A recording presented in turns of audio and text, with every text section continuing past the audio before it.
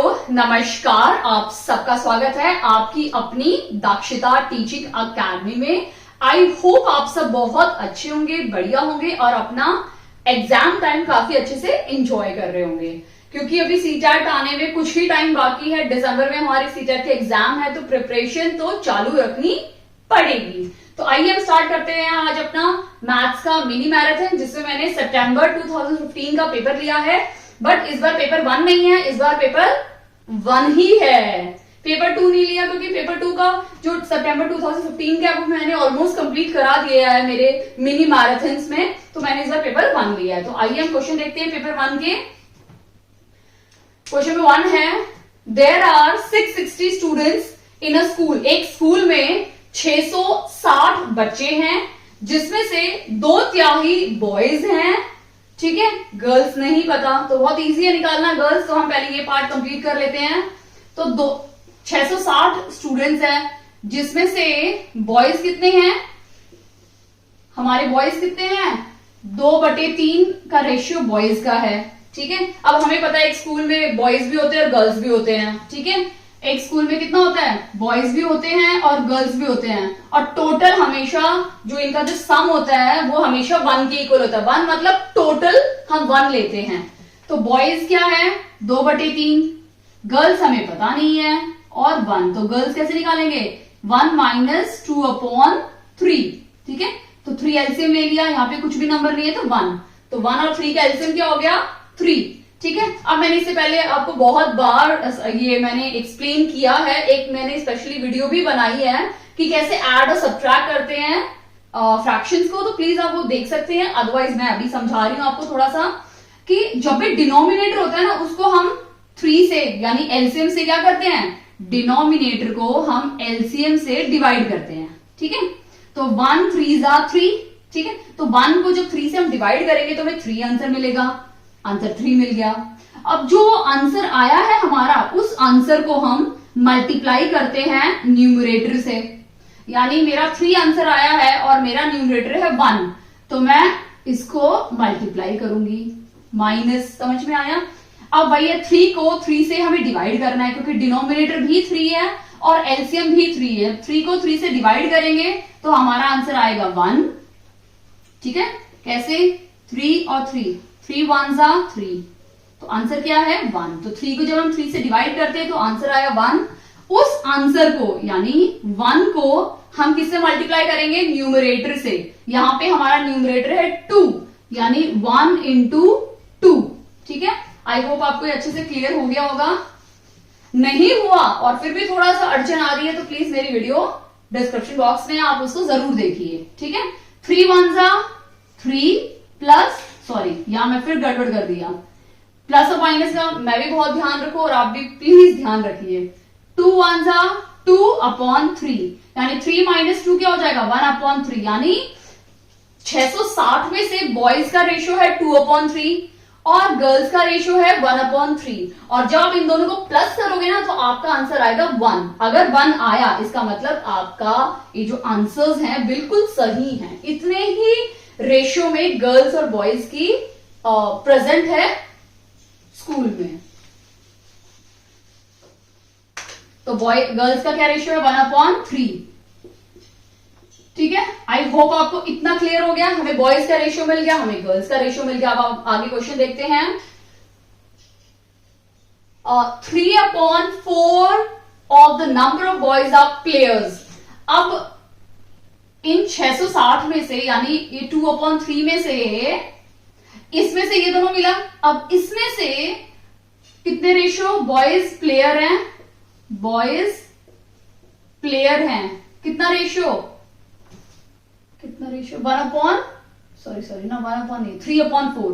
यानी इन पूरे बॉयज में से 3/4 जो फ्रैक्शन के बॉयज हैं वो प्लेयर्स हैं, उनको खेलना बहुत पसंद है, स्पोर्ट्स में अव्वल हैं। ठीक है, तो अभी हमें उनका निकालना है। और गर्ल्स में क्या है, गर्ल्स है 1/4, यानी जो गर्ल्स प्लेयर्स हैं, गर्ल्स भी तो खेलती हैं आजकल, कितना मस्त खेल रही है देखो स्पोर्ट्स में।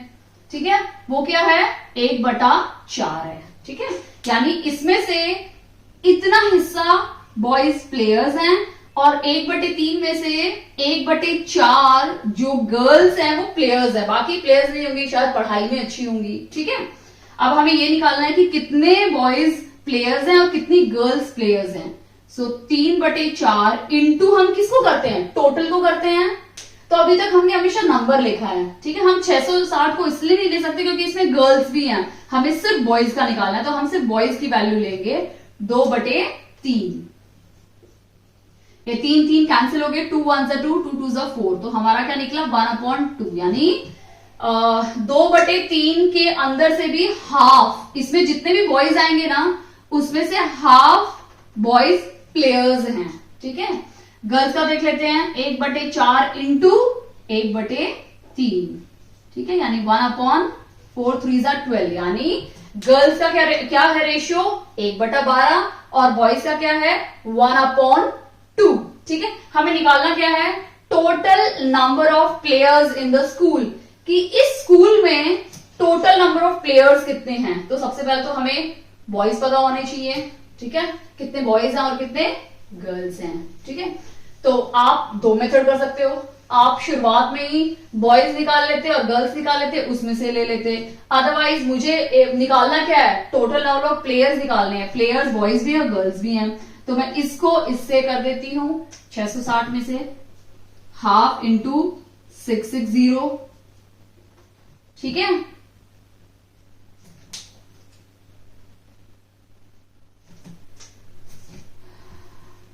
तो ये कैंसिल हो जाएगा 330, यानी 360 बॉयज प्लेयर्स हैं।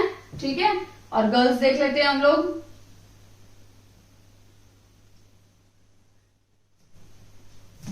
ये बॉयज कितने हैं 330 बॉयज हैं प्लेयर्स हैं, और गर्ल्स कितनी प्लेयर्स हैं 1/12 into 660, 12 1 12,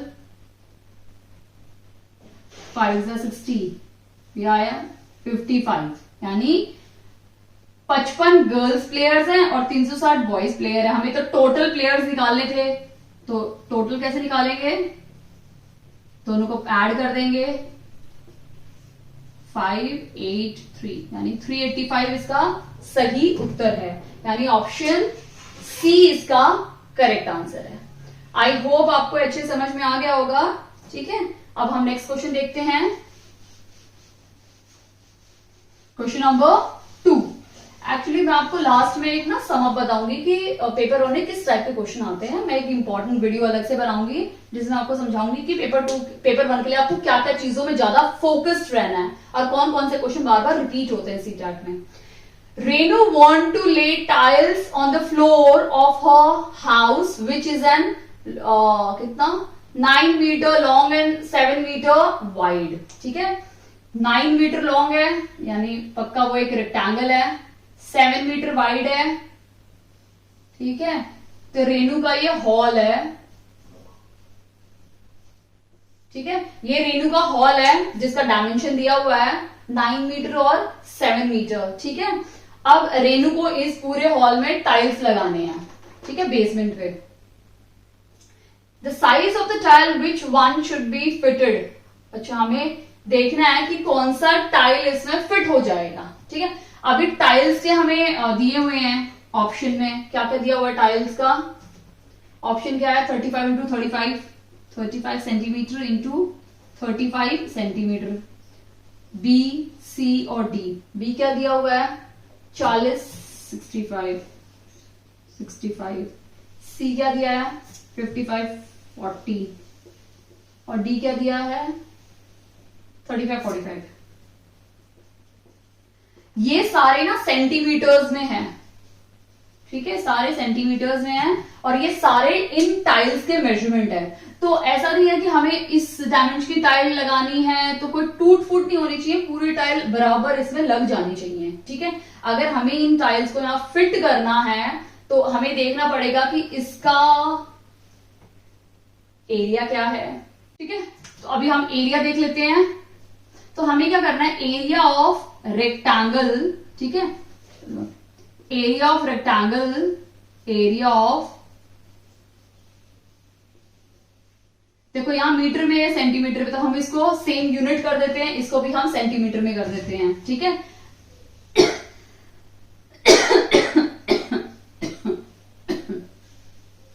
1 metre is equal to 100 centimetre. जिनको इस टाइप के कन्वर्जन में प्रॉब्लम होता है तो प्लीज मुझे कमेंट सेक्शन में बताइए कि मैम इस पे एक वीडियो बनाइए, क्योंकि इस पे मैं एक बहुत जल्दी ही वीडियो बनाने वाली हूँ समझाने के लिए एक शॉर्ट ट्रिक कि कैसे इसको हमेशा लर्न करें, ठीक है। तो 1 मीटर में 100 सेंटीमीटर होते हैं, तो 7 मीटर में कितने हो जाएंगे, 7 इंटू 100 यानी 700, और ये 900 हो जाएगा। तो हम क्या करेंगे, इसको लिख देंगे 900 सेंटीमीटर और इसको हम लिख देंगे 700 सेंटीमीटर, ठीक है। अभी इन टाइल्स को यहाँ फिट करना है, ठीक है। तो जनरली अगर आप देखोगे तो इस टाइप के क्वेश्चंस में क्या होता है, नंबर ऑफ टाइल्स हमने n ले लिया, नंबर ऑफ टाइल्स, तो एरिया ऑफ रेक्टेंगल कितना हो जाएगा, n number of tiles into area of this tile, area of tile, ठीक है। एरिया ऑफ रेक्टेंगल क्या है, 900 इंटू 700 n, ठीक है, नंबर ऑफ टाइल्स। अब देखो यहाँ पे क्या है, ना तो हमें n पता है ना ही हमें नंबर ऑफ टाइल्स पता है, तो हम क्या करेंगे, एक ही करके यहाँ पुट करके देखेंगे किस में हमें n की वैल्यू एक नंबर आ जाए। फ्रैक्शन में भी नहीं चाहिए, डेसिमल में भी नहीं चाहिए, क्योंकि तोड़ फोड़ के थोड़ा टाइल्स लगाएंगे यहाँ पे, ठीक है। तो n, तो हम क्या करेंगे, हम इसको लिख देते हैं n इज 900 अपॉन 700, ठीक है, अपॉन हम एक एक वैल्यू पुट करके देखते हैं कि किस वैल्यू को पुट करने पर ये टर्म कैंसिल हो जाए, ठीक है। 35 को पुट करके देखते हैं, 35, ठीक है, जाएगा 7 5 35, ठीक है, नहीं जा रहा है, उसके आगे हो ही नहीं रहा है, तो ये नहीं है, ये नहीं होगी। हम सेकंड देख लेते हैं, 900 इंटू 700 अपॉन 65। ये शॉर्ट ट्रिक है, आपको जल्दी चेक करना है बस, ठीक है। 245 2 350 5 1 5 5 3 15 5 9 ये भी नहीं है, हमें फ्रैक्शन में ही मिल रहा है, ठीक है। अब नेक्स्ट देख लेते हैं, 900 इंटू 700 अपॉन 55 40, ठीक है।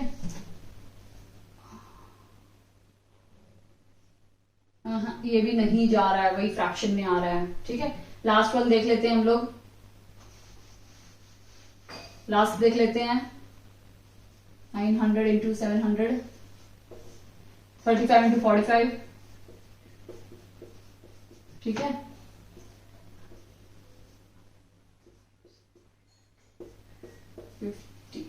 सॉरी 20, ठीक है, 5 4 20 यानी 400। यही एक है लास्ट वाला जिसका आंसर हमें 400 मिला है। बाकी सब में आपको अगर चेक करते तो आपको क्या मिल रहा था, फ्रैक्शन मिल रहा था, तो डी इसका सही जवाब है। काफी बार क्या होता है, हमें हर जगह मैथ्स करने की जरूरत नहीं है, कई कई बार जस्ट आंसर में से ही हमें, मतलब ऑप्शन में से ही हमें आंसर मिल जाता है, तो हमें चेक करना होता है, पुट कर करके देख लो, अगर एक प्रॉपर वैल्यू मिल जाती है तो आंसर वही है, नहीं मिलती फ्रैक्शन में डेसिमल में तो उसको अवॉइड करेंगे, क्योंकि टाइल्स का मामला है, तोड़ फोड़ के थोड़ा कोई चिपकाने वाला है अपने घर पे, ठीक है। तो हम क्वेश्चन नंबर 3 स्टार्ट करते हैं, ठीक है। आई होप आपको अच्छे से समझ में आ गया होगा। इस टाइप के क्वेश्चन में आपको थोड़ा सा मिक्स मैच करना ही होता है, चेक करना होता है कि ये इसमें फिट होगा या नहीं होगा, ठीक है। क्वेश्चन नंबर 3 देखते हैं, number of seconds in 6 hours is equal to the number of minutes in, ठीक है। हमें क्या करना है, नंबर ऑफ सेकेंड्स निकालने हैं 6 घंटे में, ठीक है। 6 आवर्स के लिए कितने सेकंड होंगे, 6 आवर्स में कितने सेकंड होंगे, यानी हमें 6 आवर्स को किस में कन्वर्ट करना है, सेकंड में कन्वर्ट करना है। तो 6 इंटू 60 इंटू 60, ये 60 क्यों और ये 60 क्यों, मैं आपको अभी समझा देती हूँ। एक घंटे में 60 मिनट होते हैं, ठीक है, और 1 मिनट में 60 सेकेंड होते हैं ना, तो 1 घंटे में कितने सेकेंड हो गए, इन दोनों को मल्टीप्लाई कर देंगे, यानी 1 घंटे में 60 इंटू 60 यानी 3600 सेकेंड होते हैं। तो 6 घंटे में कितना हो जाएगा, 6 इंटू 3600, वही मैंने लिख दिया। ठीक है, समझ में आया। यहां पे बोला है number of second in 6 hours is equal to number of minutes. ठीक है, इसको हमें इक्वल करना है नंबर ऑफ मिनट्स से। तो हमें नंबर ऑफ मिनट्स किस नंबर का निकालना नहीं पता, तो उस नंबर को हम ले लेते हैं x। अब इसको हमें किस में कन्वर्ट करना है, मिनट्स में। ठीक है, तो इंटू यहां पे कर देती हूं, equals to 20 x into 24 into 60, क्योंकि क्वेश्चन बोला है ये मिनट के इक्वल हमें करना है। तो x 24 मतलब एक दिन का 24 घंटे और 60 मिनट। ठीक है, अब हम इसको इक्वेट करके इसकी वैल्यू निकाल लेंगे। तो x की वैल्यू क्या हो जाएगी, 6 इंटू 60 अपॉन 24 इंटू 60। इसमें 60 और इंटू हो सकता था अगर सेकंड पूछा होता तो, क्योंकि सिर्फ मिनट पूछा है इसलिए मैंने एक बार 60 ही ऐड किया, क्योंकि एक दिन में 24 घंटे होते हैं और 24 घंटे में मतलब 1 घंटे में कितना होता है, 60 मिनट होते हैं। ठीक है, ये 60 और ये 60 कैंसिल हो गया। ठीक है, 6 4s are 24 and 4 1s are 4। ठीक है, तो x के आंसर क्या आ गया हमारा, 15 दिन, 15 डेज। समझ में आया। यानी 6 घंटे जो बोला था ना नंबर ऑफ सेकेंड, यानी 6 घंटे में जितने सेकंड होते हैं ना उतने मिनट 15 दिन में होते हैं, उसके बराबर होते हैं। यानी 6 घंटे में जितने सेकंड होते हैं ना वो किसके इक्वल है, 15 दिन में, यानी 15 दिन के मिनट के इक्वल है। बाप रे बाप, समझ में आया आपको ये क्वेश्चन। तो यहां 15 की जगह कुछ भी हो सकता है, मिनट की जगह सेकंड पूछते तो और लंबा खिंच जाता।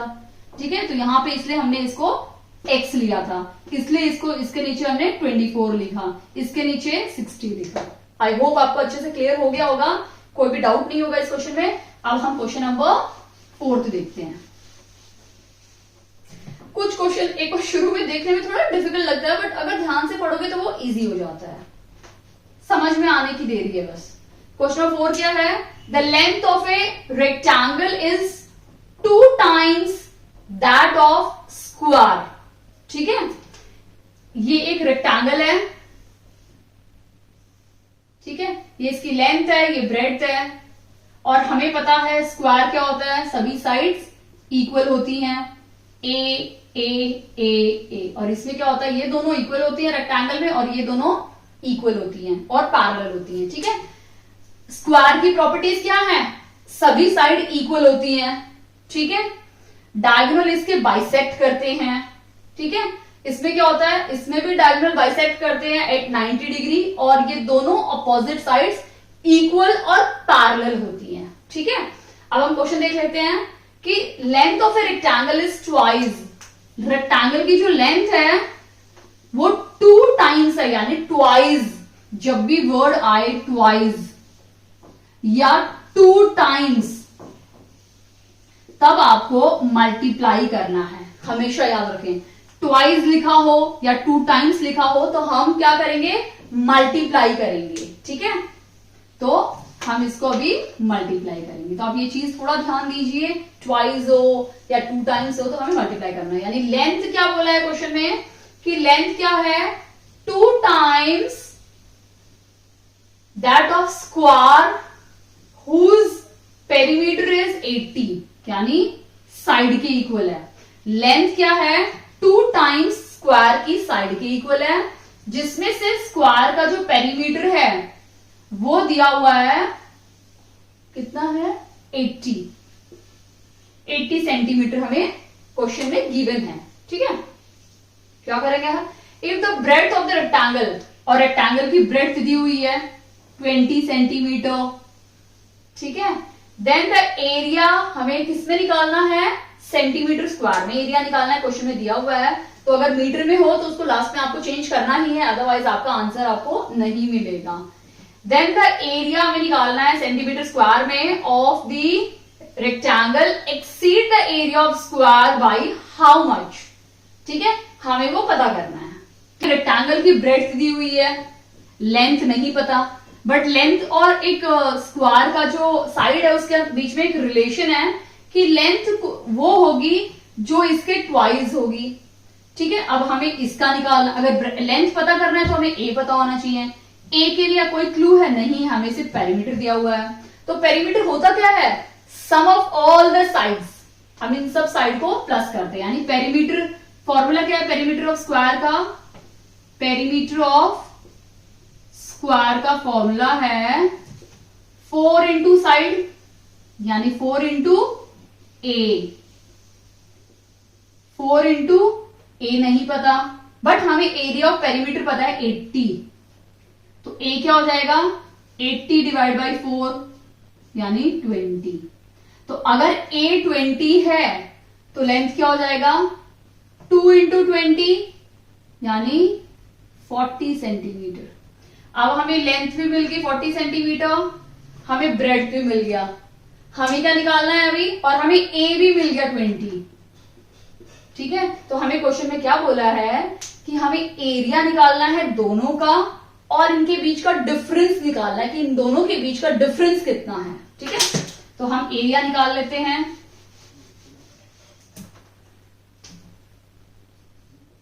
तो एरिया ऑफ स्क्वायर कितना है, मैं ये सिंबल यूज कर रही हूं यहां पे। एरिया ऑफ स्क्वायर क्या है, साइड स्क्वायर, यानी 20 इंटू 20 कितना हो गया 400 सेंटीमीटर स्क्वायर।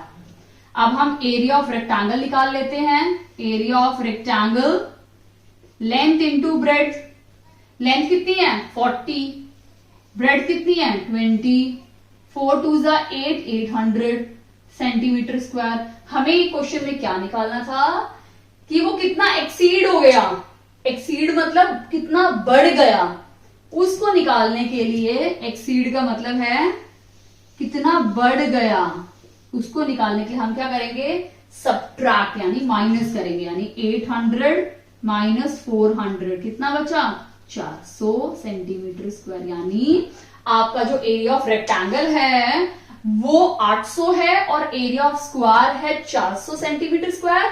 इसका मतलब जो एरिया ऑफ रेक्टेंगल है वो कितना ज्यादा है 400 सेंटीमीटर स्क्वायर ज्यादा है एरिया ऑफ स्क्वायर से।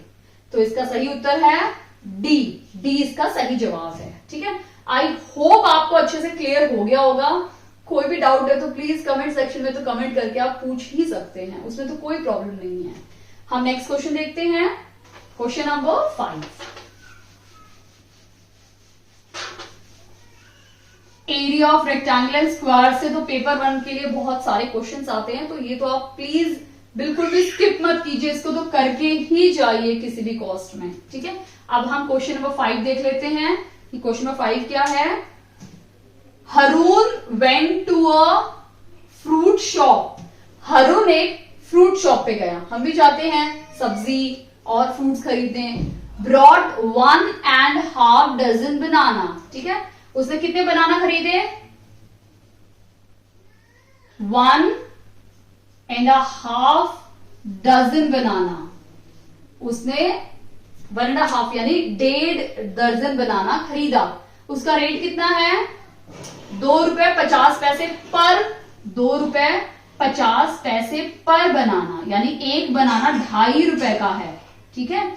एक बनाना का कॉस्ट क्या है ₹2.5, यानी इसमें कितना हो जाएगा, एक डजन में कितने बनाना आते हैं 12, ठीक है।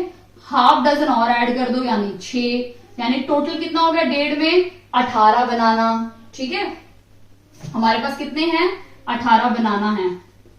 अब एक बनाना का कॉस्ट कितना है ₹2.5, एक बनाने का कॉस्ट कितना है ₹2.50, तो 18 बनाना का कितना हो जाएगा 18 इंटू 2.5 यानी 18 इंटू ₹2.5, ठीक है। ये पॉइंट अगर हटाएंगे तो ये 100 हो जाएगा, ठीक है ना। एक पॉइंट हटाया, देखो 1.8 को अगर हटाते हैं तो ये पॉइंट मतलब एक के पॉइंट के डेसिमल का कितना नंबर है, एक ही नंबर है तो 10, तो ये हट जाएगा। अगर ये होता ऐसे और यहां होता पॉइंट तो हम इसको कैसे हटाते, हम लिखते 180, ठीक है। अब ये पॉइंट मतलब 1 है और कितने नंबर है 2, यानी हम 2 0 लगा देते हैं। 5.62 इसका डेसिमल कैसे हटाते हैं, डेसिमल का हटा दो, डेसिमल का मतलब क्या है एक, कितने नंबर है 2 2 0। 6.2 एक डेसिमल मतलब एक, कितना नंबर है एक, तो 1 0 डाल दो और डेसिमल हटा दो, ठीक है। तो आई होप आपको अच्छे से समझ में आ गया। इस तरह से ही हम इसका डेसिमल हटा देंगे तो ये डेसिमल हट गया, ये कैंसिल हो गया 25, 5 2 और 5 5 ठीक है, 2 9 यानी 45 इसका सही जवाब है, ठीक है। यानी एक डजन में, ठीक है, 1.5 डजन में कितने रुपए के आए, 45 रुपीज के बनाना आए, ठीक है। इतना तो क्लियर हो गया कि 1.5 डजन में 45 रुपीज के बनाना आए हैं। आगे क्वेश्चन क्या है कि 3.5 kg एप्पल उसने लिए। अब उसने कितने एप्पल लिए, 3.5 kg एप्पल लिए और 1 kg एप्पल का कॉस्ट कितना है 57 रुपीज 60 पैसा। अगर 1 kg एप्पल का कॉस्ट है 57 रुपीज 60 पैसा, तो 3 kg का कितना होगा, हम पहले वो निकाल लेते हैं, ठीक है।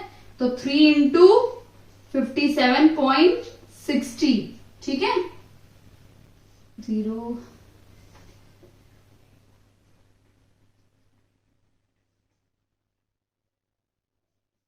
172.80, ये हो गया हमारा 3 kg एप्पल का प्राइस, ठीक है। अब इसमें ½ kg और ऐड करना है हमें, ठीक है। मैं इसको मिटा देती हूँ, बनाना हो गया हमारा 45 का। अब इसमें हमें ½ kg और करना है, यानी 57.60 को डिवाइड करेंगे 2 से तो हमें मिल जाएगा 2 2 4, 2 16, यानी 28 रुपए 80 पैसे का है हमारा, और उसमें प्लस कर देंगे यानी 172.80, 80 और 28।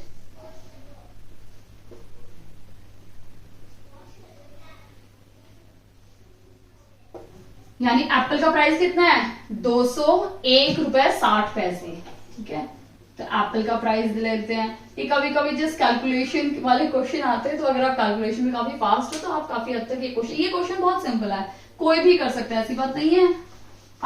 आप बिल्कुल भी डिमोटिवेट मत होइए कि मुझसे नहीं होगा। इस टाइप के क्वेश्चन एग्जाम में आते हैं जस्ट आपकी कैलकुलेशन चेक करने के लिए कि आप कितना फास्ट कर लेते हैं एग्जाम में, ठीक है। नेक्स्ट क्या बोला है, 1.5 kg ऑफ मैंगो। अभी 1.5 kg मैंगो लिए हरून ने, ठीक है, बहुत फ्रूट खाता लगता है ये है, और उसका प्राइस क्या है 75 रुपीज 40, ठीक है, 75 रुपीज 40 पैसा इतना केजी है, ठीक है। एक हमें ये लेना है और इसका हाफ कर लेते हैं, डिवाइड बाई 2, 6, 14, यानी इसमें 37.70 प्लस कर देते हैं क्योंकि ये तो 1 kg का है और ये ½ kg का प्राइस है, ठीक है। तो 0,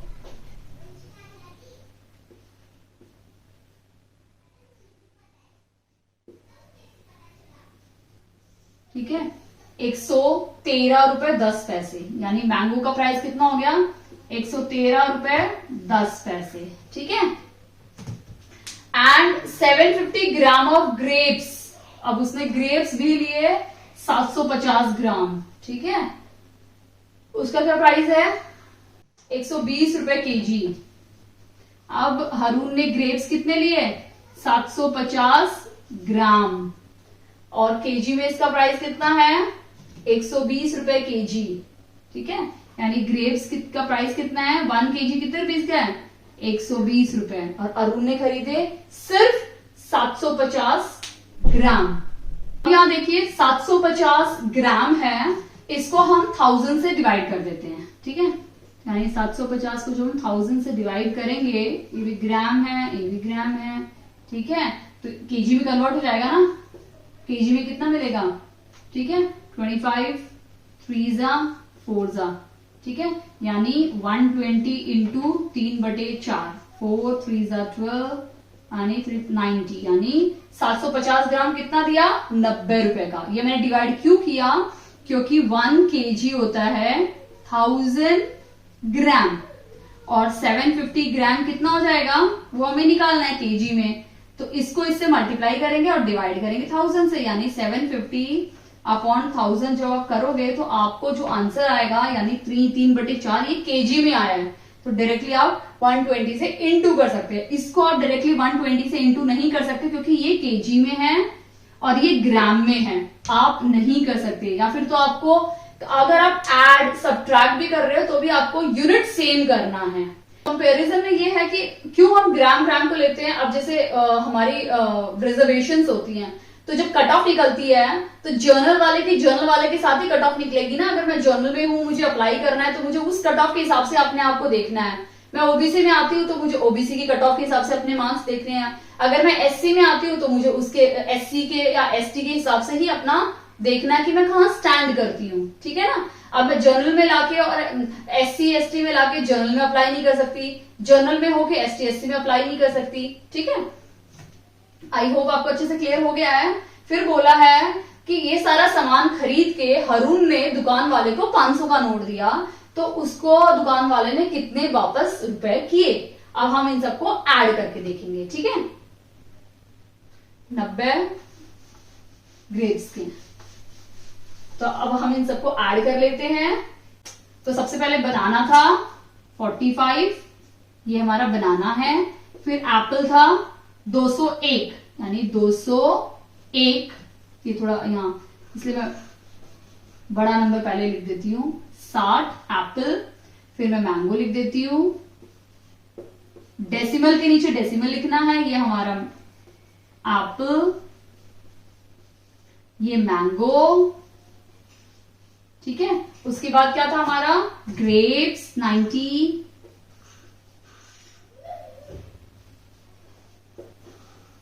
ठीक है, हमेशा 0 लगता है। और लास्ट में हमारा था बनाना जो 45, बेचारा बहुत सस्ता ही बिक रहा है अभी तो, 45। अब सबको ऐड कर लेते हैं।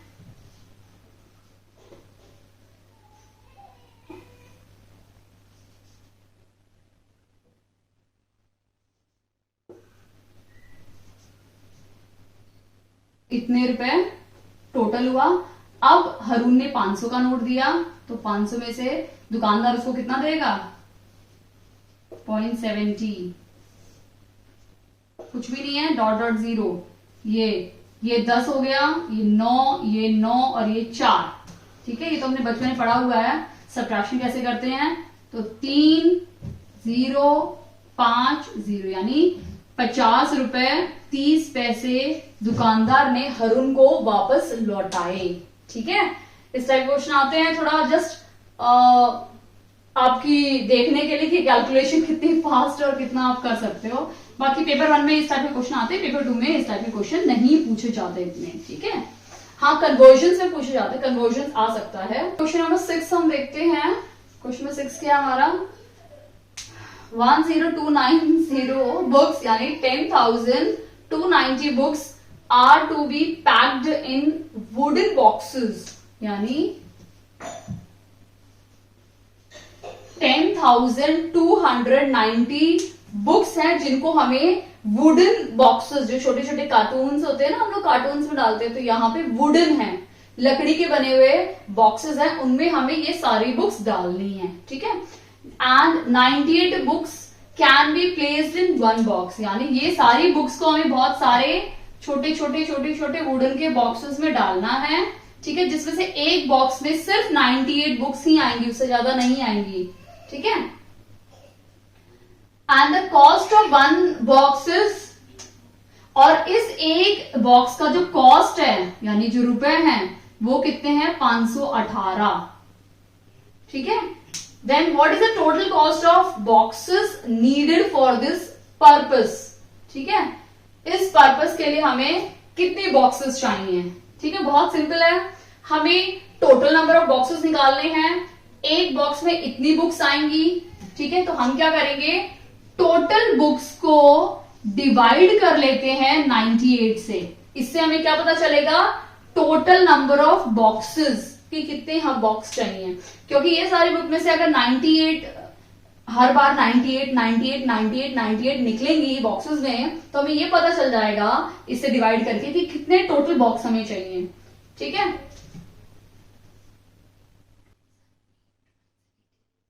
टू 5 10, 1 2 4 8, 2 5 10, ठीक है, 7 7 49, 7 7 49,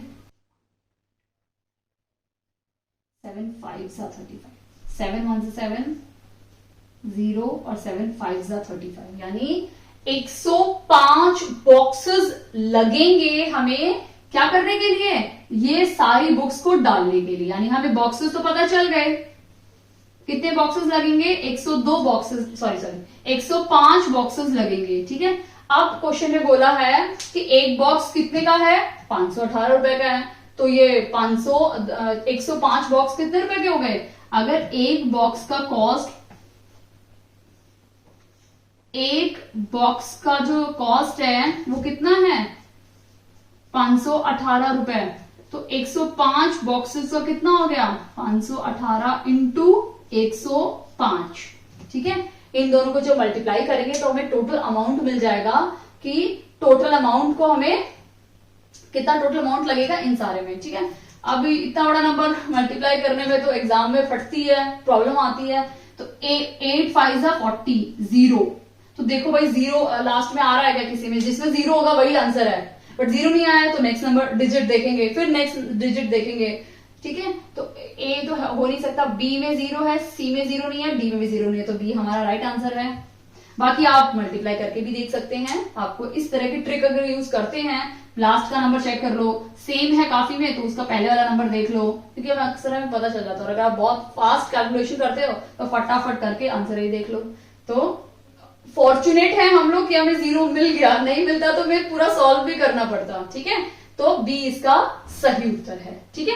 अभी हम नेक्स्ट क्वेश्चन देखते हैं, क्वेश्चन नंबर 7, बहुत इजी बॉक्स की जगह पे कुछ भी दे सकते हैं, कार्टून दे सकते हैं, कुछ भी हो सकता है, तो ज्यादा डिफिकल्ट नहीं है, बस आपको अपने अंदर कॉन्फिडेंस रखना है कि जो पढ़ रहा हूं अच्छे से पढ़ूंगा और एग्जाम को क्रैक करूंगा, ठीक है। 10,000 यानी 10,000 प्लस, हमें 10,000 को प्लस करना है, 10 लिख दिया और 100, ठीक है, चलो मैं ये हटा देती हूं, फिर इसको भी अच्छे से लिख देती हूं। पहला क्या था, 10,000, 100 प्लस, फिर से एक और प्लस, क्या है, 10, ठीक है, इज इक्वल टू, ये किसके इक्वल होगा, 0 0 1 1 1, फिनिश, ठीक है, तो इसका सही उत्तर है सी, ठीक है। अभी हम नेक्स्ट क्वेश्चन देखते हैं, क्वेश्चन नंबर 8, ठीक है।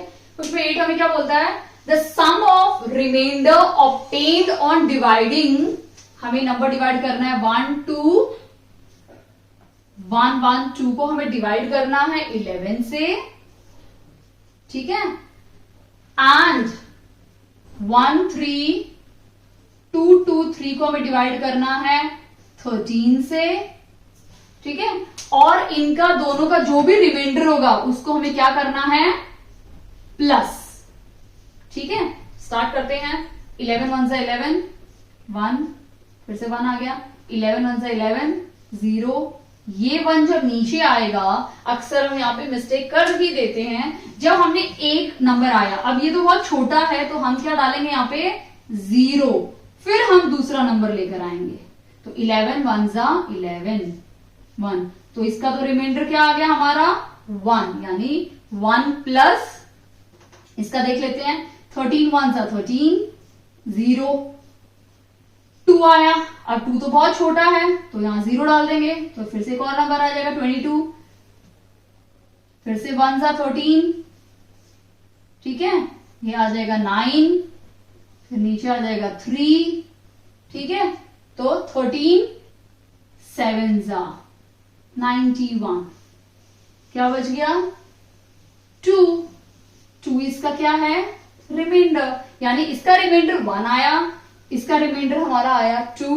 अब दोनों को हम ऐड कर देंगे तो आंसर है 3 इसका सही जवाब है 3 ऑप्शन में है, यस, ऑप्शन बी इसका सही उत्तर है। ठीक है, इजी क्वेश्चन भी आते हैं और डिफिकल्ट भी आते हैं, तो मेरी तो एक यही राय है आपसे कि जब भी आप क्वेश्चन सॉल्व करें तो प्लीज ट्राई करें कि सभी क्वेश्चन को अटेम्प्ट जरूर करें, क्योंकि कई बार क्या होता है हम टाइम कम हो या कुछ भी हो, हम शुरू के क्वेश्चन में इतना उलझ जाते हैं कि आखिरी का क्वेश्चन देख ही नहीं पाते कि इस टाइप के इजी क्वेश्चन भी होते हैं जो हार्डली हमारे 10 सेकेंड या 5 सेकेंड में सॉल्व हो जाते हैं। ठीक है, अभी हम 9th क्वेश्चन देखते हैं।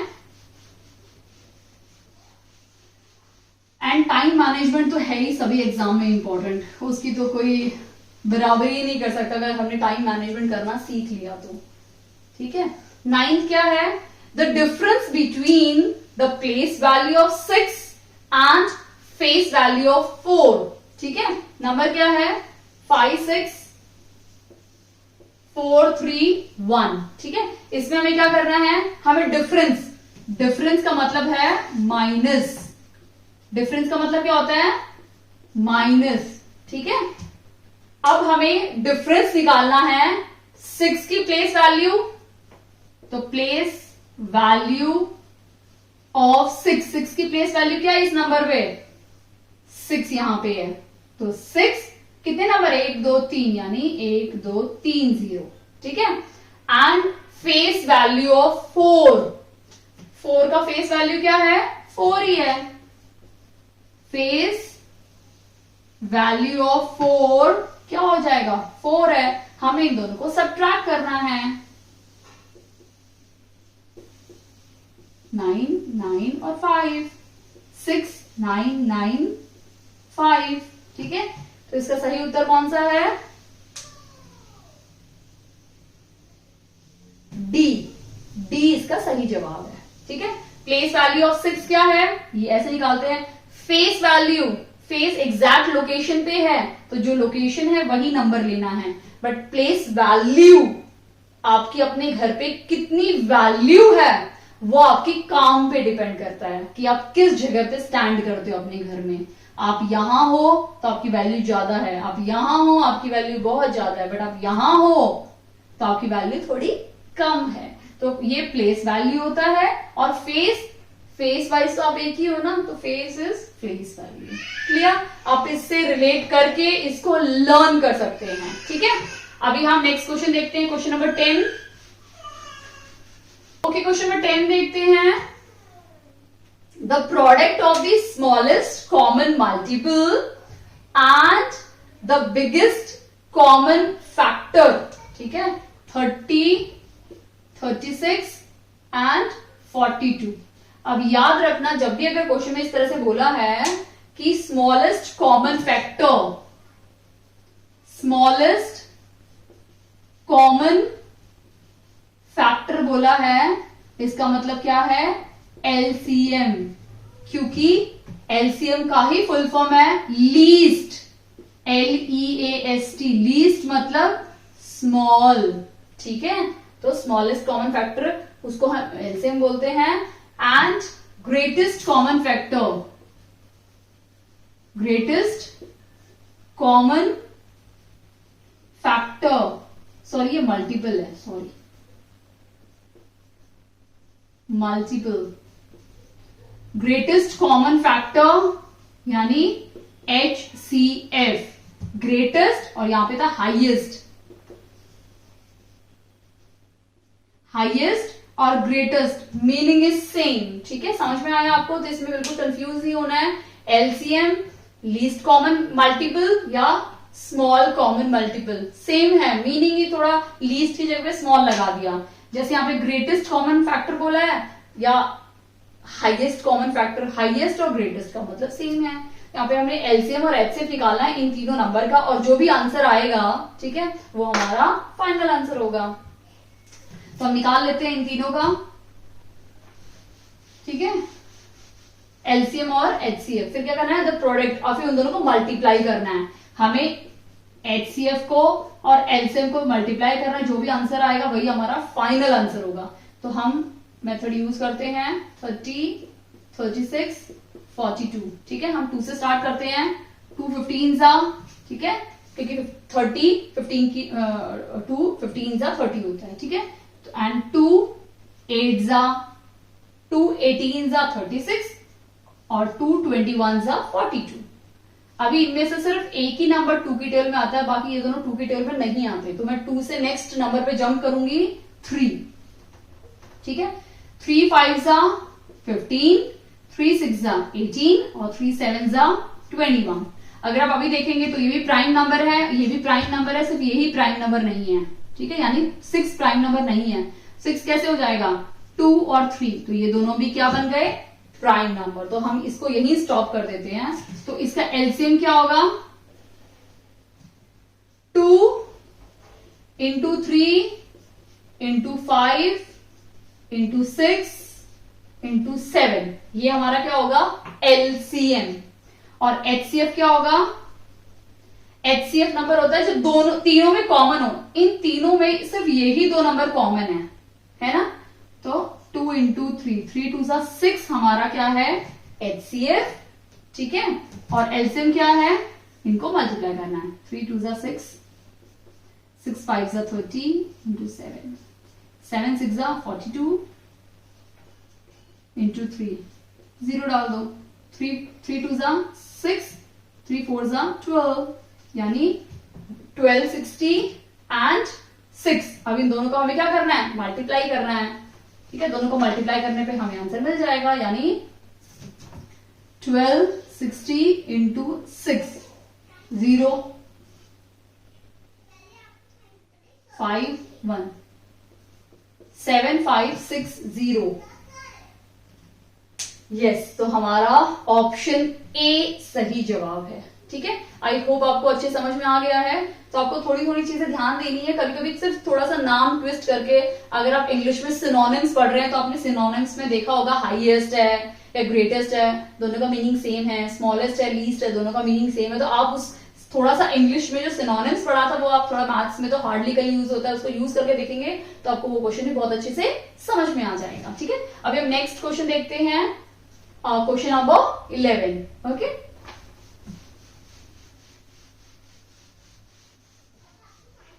अब हम क्वेश्चन नंबर 11 देखेंगे, ठीक है। 11 में क्या है, the sum of all the positive factors of 84 which are multiple of 7। हमें 84 के फैक्टर्स निकालने हैं, यानी मल्टीपल्स निकालने जो 7 से डिवाइड हों, ठीक है। तो हम इससे स्टार्ट करते हैं, 7 का टेबल लिख लेते हैं, 14 21 28 35 42 49 56 63 70। तो ये हमारा 7 का टेबल हो गया। इसमें हमें चेक करना है कि इन सब नंबर्स में से, क्योंकि हमने 7 के मल्टीपल्स बोले हैं, तो कौन कौन से नंबर इस टेबल में आते हैं, डिवाइड हो जाएंगे। तो 7 होगा, यस, 14 यस, 21 यस, 28 यस, 35 नहीं होगा, 42 yes, 49 no, 56 no, 63 no, 70 no, 70 के बाद क्या आएगा, 77 नो, ठीक है, और 84। तो 84 तो होगा ना। तो कौन कौन से नंबर होंगे, 7 14 21 28 42 एंड 84। ये सारे क्या हैं, फैक्टर्स हैं 84 के, जो 7 के मल्टीपल्स भी हैं, ठीक है। इतना समझ में आया। अभी हमें क्या निकालना है, सम, मतलब सबको प्लस कर देना है, यानी 7 plus 14 plus 21 plus 28 plus 42 plus 84। अगर आप सबको ऐड करोगे तो आपको आंसर मिल जाएगा 196, ठीक है, 196 इसका आंसर है, डी इसका सही जवाब है। ऑप्शन नंबर 12 हम देख लेते हैं। When it is 8:49 PM in Delhi, Delhi में 8:49 PM हो रहा है, कहां? दिल्ली में, ठीक है। इट इज दिल्ली में हो रहा है। It is 1:19 AM on the next day in Sydney, ठीक है। सिडनी में कितना हो रहा है? 1:19 सुबह के, ठीक है।